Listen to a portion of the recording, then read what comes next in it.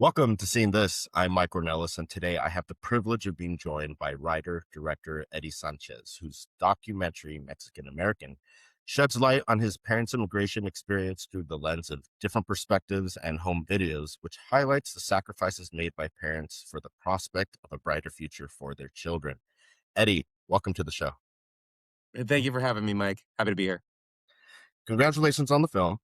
Such a touching, grounded, relatable film you've made Thank you. about your parents' journey and the self-discovery you and your siblings had to navigate growing up, not throwing up, growing up. Maybe a little Well, bit of throw up. just a little.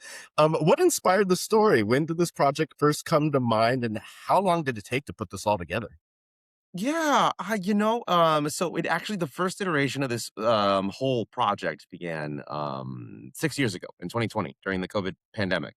My little brother was actually applying to colleges. He was applying to film schools, and he wanted more stuff for his portfolio. And didn't have much going on, so I had the idea of I had just finished watching. It's called Italian American. It's actually Martin Scorsese's own documentary about his parents. Mm, Um, I just finished watching it and it seemed so simple. It was like a nice idea.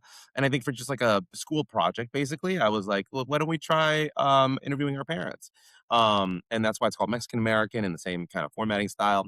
But anyway, we did that, and then we ended up getting about like 2-3 hours of interview footage from that. And I was like, oh, well, we could make a feature out of this even if we wanted. It mm. was like 5 minutes at first.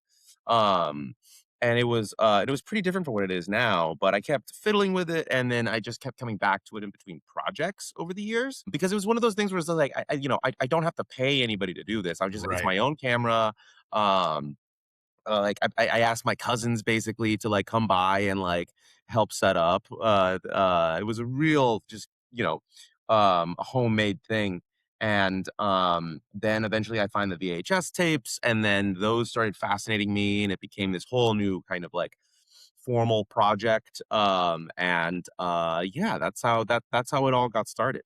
It's incredible that you had access to so much home video footage, throughout the Yeah, years. I've felt inspired to do something similar for my family, but we don't have that type of archive. um, what was it like going through these home videos as you watched them? Were you kind of stitching together the narrative of the film as well? What was that process like? No, it's funny because, the videos, there were so many because I think that that's how my parents stayed in touch with family back in Mexico. It was their way of sharing their life. You could call it, like it was what FaceTime was in the 90s. Sure. Is Yeah. basically how I like to think about it. But I had about 30 hours of footage to go through. And, to be honest with you, at first I wasn't thinking about the narrative. I was mostly thinking about like what affected me Mm, um emotionally, like what kind of sparked kind of curiosity in me. Even before I could intellectualize it, I was like, what actually looks like it could be in a movie? mm. So I basically started just kind of carving out the little pieces that weren't like there were a million birthday videos. There was like a lot of shaky camera footage that wasn't usable, what et cetera, et cetera.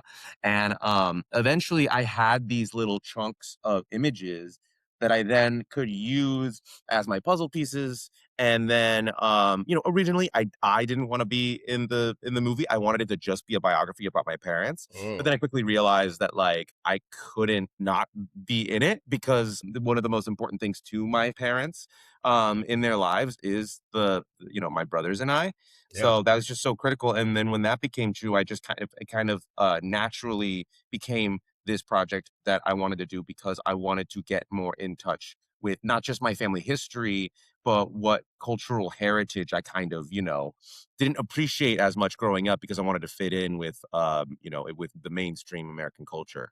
And that's how that narrative came to be. Incredibly relatable. My mother immigrated here from Chihuahua, Mexico. She Mm, was a child when it happened, so it's very interesting to see yeah, similarities and differences of your parents and my mom's kind of journey and how we've assimilated into the right. American culture. I just recently changed my mind with the World Cup. I'm supporting Mexico now. I used to be Hell yeah. Hell I yeah. used to be What were you supporting them hardcore. for? I used to be hardcore with the US, very Oh, sure, sure, very sure. much the red, white, and blue, but, the past couple decades have, shaped my mind here. Well, we Uh, just had a good game, so yeah. you're jumping on the right time. Off to a good start, absolutely. And you kind of mentioned this, alluded to it. At the core of your film, this is a love story about Yeah. your parents, their story. And it was very moving, very touching, very well done the way you constructed it. When you first approached them about doing these interviews and Mhm. talking about very personal, vulnerable areas of their lives, Sure. what were their first reactions? Were there any topics that needed a bit more convincing than others? Yeah, I think what worked is that, like, you kinda lead you gotta start with the I mean, it's funny. I'm talking to my parents. It's not like I'm a journalist trying to, like, catch a politician in a Sure. gotcha question, right? So, it's like there's already that kinda trust there that I'm not trying to, like, catch them in any sort of any sort of lie or contradiction. Hmm. I think that they very much trusted. I think it also helped that it wasn't like they were expecting this to be at Tribeca. Um, Right. I think I wasn't even sure where I was gonna go with any of this, with documentaries. You're not working from a script. You don't even really necessarily know. I didn't even necessarily know if this was something that I would try to release in the usual way. But talking to them, I think that they really are just like they're people that don't they've never lied to me really like that. Like, they're not that kind, they aren't those Sure. kinds of parents, even if when it's something that is maybe something they're not particularly proud of, or that's difficult to talk to. I think I just also had to instill that trust in them, that this is like, we're working through this together, and anything that sounds like anything that could be like critical or something, like, I'm mostly just bringing all of these things up because everyone is flawed, and I want to create something that's relatable to other families. All families go through versions of this, whether or not they're immigrants. I think it really is just ultimately a story about parenting, Hmm. and about how we don't really know our parents, or we get to know them more as we get older. Does that make sense? Absolutely, absolutely. And it's, and not just that, I think when you're younger, or I mean, I won't project this onto you, but your parents are kind of this force that is more than human. They're not, Mm, you don't see their vulnerabilities. mm, And I find as I've gotten older, you see that they were raising children or a child without a guidebook, without really knowing what to yeah, do, and they do what you think is in their best interest. And there's a yeah. great part in your documentary where it kind of touches on that. Like anything they ever did or any guidance they gave you or whatever was for you and your brother's future, but it's how that changes over generation and the Mm. culture of being in the United States. I'm curious, as you've gotten older now, what's been like the biggest shift in your perspective of your parents? What from being a child to making this documentary and now, with Tribeca and more people seeing this film, what's the biggest lesson you've taken about your family and your parents? That's a great question. I think as a kid, I don't know, and I think, like with anybody else, I think that, I really would get frustrated by, my parents in certain ways. Maybe I would think that a lot of their opinions of the world, or how they kinda, like, operate, was very old-fashioned. That's a classic emotion, and I feel like now, I'm about to get married in October. I'm also, like, we're also already talking about, like, kids and all of that. It's that classic kind of recognition of, like, "Oh my gosh, I can't believe they were right about this or Here we that," are, yeah. you really get to and I think too, I also, like you said, you kinda lionize your parents, and that's the opposite, and they're either the most annoying people in the world, or they're like superheroes. But I really got to know them through this process as people who were just, like, doing the best that they could, and making certain decisions that I feel like, whether or not, the circumstances match whatever it is, the viewer was going through. I hope that the takeaway is that these are human beings that were making decisions anybody would have made in that circumstance, especially given the topic of immigration being so, divisive, right now. I think that my big thing was like trying to understand them as their son, but also trying to make everybody else understand that, people, immigrants for the most part, pretty the vast majority, they're not just like coming by to make life hard for people. You know, they're here to work. They're here to make life better for their kids and stuff. And that's yeah, You make a great point because your story and your parents' story is around their journey here to the States, their immigration journey. And now in 2026, the US immigration policy is beyond disruptive, yeah. to say the least. Considering the context of your doc, did it ever cross your mind to have a commentary specifically on immigration policy? As you're just alluding to, humanizing your parents is a bit of commentary in itself. And I think it's quite effective in that way. Did it cross your mind as far as like double clicking on that or touching on that anymore? You know, I think in the early version of the doc that I was talking about, where we were first starting out with it, I think that that really was a little more in the forefront of my mind. But I think it made for, truthfully, like a worse documentary. I think because I am somebody that I think most people would say they like seeing, original stories. They like seeing original thoughts and in their movies. And I think that I found that I was much more interested in my own movie when it became something that was not trying to take part in the discourse as it was already taking place, right? Mm, So, first of all, starting the film all the way back, I couldn't have really anticipated where exactly the right. country was going to go, but I also knew that I wanted to make something that sort of, for lack of a better way of putting it, transcended politics. I didn't want to really talk about the systems. I wanted to talk about the way people felt, because I Mm, think that politics makes reduces everything down to, something way more simplistic yeah, and way less human. I think that's when we start to dehumanize people. But as you were alluding to, also the very act of like humanizing a topic is in itself political, and I think that that's just where things get dangerous. And but unfortunately, I wish the story wasn't as relevant as it is right sure, now. You know? sure. No, absolutely, and I completely agree. I think in any film, documentary or narrative, when you show versus tell, it's much more powerful. And you showing, the humanity in just people, immigrant, Yeah. elsewise, is really powerful. Yeah, congratulations on your upcoming marriage, and it sounds like getting ready to talks around starting a family. How are you navigating some of the traditions and cultures of your parents from Mexico, raising your family, I presume, in the Mhm. States? How are you, and this is a selfish question, if we're looking for advice here, how do you navigate what traditions you bring along with the new family you're going to start? Is that something you contemplate? Yeah, no, that's a great question. I think that the one thing that like I think about most often is Spanish, right? Yeah. I think I'm very fortunate that like I have this a beautiful Irish American fiance who just happens to speak very good Spanish. Oh, She can nice.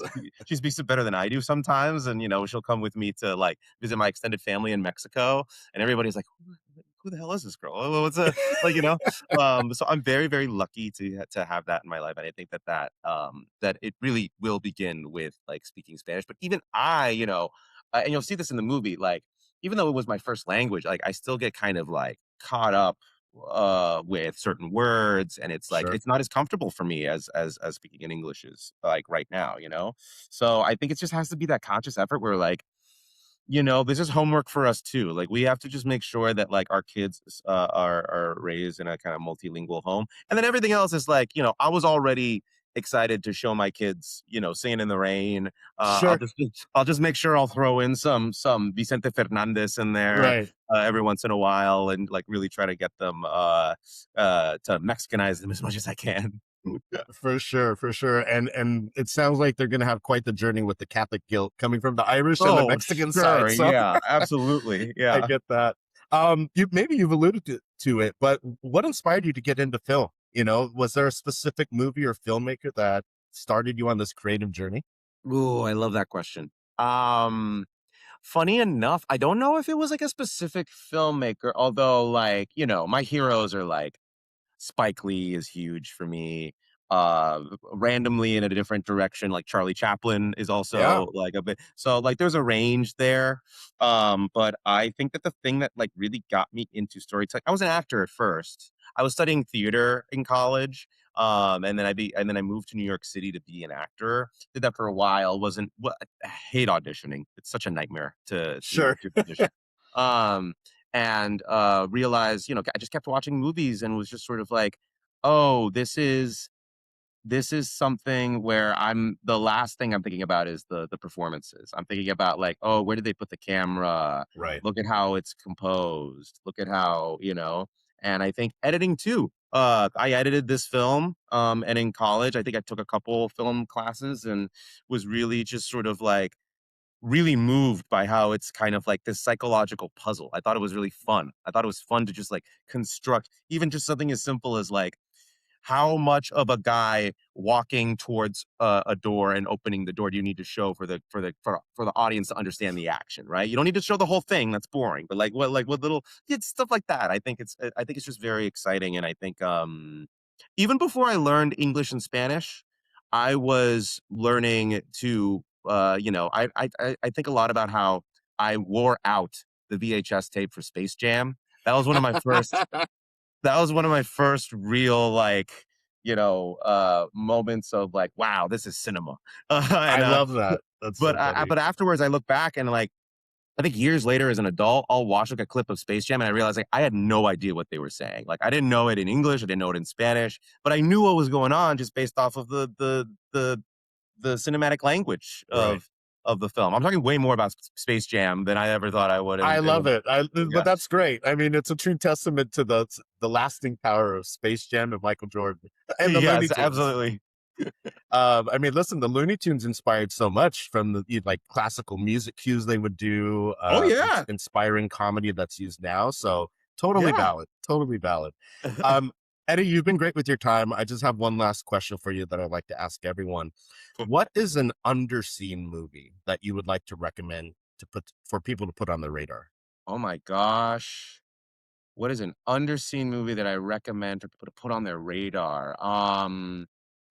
Honestly, I think since we are talking about my heroes, I think one that I don't know if it's like underseen. It's definitely not underseen with like film like nerds and like academics and whatever, but there's this movie called Close Up by Abbas Kiarostami. It's Iranian, and I think especially right now, it's a very fascinating movie. It's about this guy who is I think impoverished, but he is put on trial because he was like committing fraud for like telling this family in Iran that he was actually this famous filmmaker when really he was just a big fan of that filmmaker's movies. It's super meta and like me being kind of like a narrative filmmaker now making my first movie that's like a documentary. It's also just sort of like blends the world between narrative and documentary in a really interesting way. And I think that is one that is like super poetic. I think Iranian filmmakers are some of the best in the world. I think that's like that culture is very poetic when it comes to cinema, and I recommend that. Amen. I've had the great fortune and opportunity to talk to some Iranian filmmakers, and I've Oh, loved all of their films. It's incredible. it's awesome. As is your film, Mexican American. Eddie Sanchez, thank you so much for your time. Congratulations with all its success and Tribeca, and best of luck with everything moving forward. Awesome. Thank you so much, Mike.